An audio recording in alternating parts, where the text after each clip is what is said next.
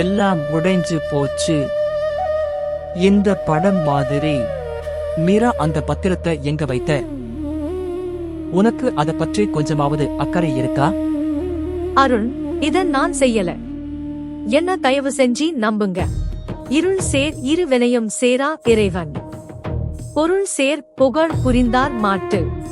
பழியும் பொய்யும் இருள் சூழ்ந்து கொள்ளும். அறம் மட்டுமே நம்மை விடுதலையாக்கும்.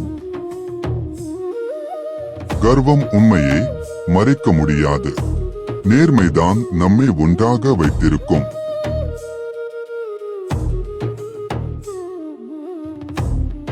அந்த பத்திரத்தை நான் தான் தவற விட்டுட்டேன். கோபம் என்னை குருடாகிடுச்சு. உண்மைதான். எப்போதும் அணையாத தீபம்.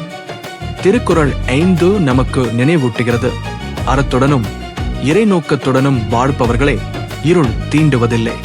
உண்மையான புகழ் நேர்மைக்கும் அறத்திற்கும் மட்டுமே உரியது.